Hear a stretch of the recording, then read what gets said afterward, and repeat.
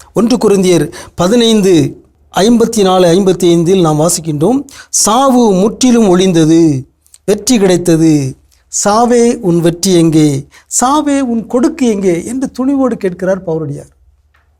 பவுலுக்கு இந்த துணிவை, இந்த அதிகாரத்தை கொடுத்தது யார்? இயேசுதான். இயேசு சாவை வென்றார். எனவே இயேசுவின் மீது நம்பிக்கை கொள்கிற, இயேசுவின் உயிர்ப்பில் நம்பிக்கை கொள்கிற அனைவருக்கும் இந்த சாவின் மீது வெற்றியை இயேசு தருகிறார். 1 கொரிந்தியர் 15:57 பவுலடியார் சொல்கிறார், ஆகவே நம் ஆண்டவர் இயேசு கிறிஸ்துவின் வழியாக நமக்கு இந்த வெற்றியை கொடுக்கும் கடவுளுக்கு நன்றி என்று அவர் அதை நிறைவு செய்கிறார். கிறிஸ்து வழியாக கடவுள் நமக்கு இந்த வெற்றியை தந்திருக்கிறார். சாவின் மீது வெற்றி. இந்த உலகில் ஒரே ஒரு முறை இறக்கிறவர்கள் இருக்கிறார்கள், ஒவ்வொரு நாளும் சாகிறவர்கள் இருக்கிறார்கள். நாம் எந்த வகையினர்? சாவுக்கு நாம் அஞ்சக்கூடாது.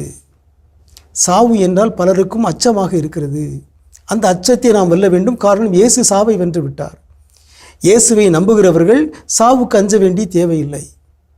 இந்த உலகில் சாவுக்கு அஞ்சுகிற எண்ணிலடங்காத மக்கள் நடுவில் நாம் சாவின் மீது வெற்றி கொண்டவர்களாக வாழ வேண்டும் என்கிற நம்பிக்கையை இயேசு நமக்கு தந்திருக்கிறார். சாவின் மீது அவர் வெற்றி கொண்டிருக்கிறார். எனவே சாவை கண்டு அஞ்சுவதில்லை. நல்ல ஆளுமைகள், நல்ல தலைவர்கள் இறப்பை கண்டு அஞ்சுவதில்லை. இயேசு அத்தகைய வெற்றி வீரராக இருந்தார். சாவின் மீது வெற்றி கொண்டார். அந்த வெற்றியிலே நமக்கும் பங்கு தந்திருக்கிறார். எனவே நாம் சாவை கண்டு அஞ்ச வேண்டிய தேவையில்லை.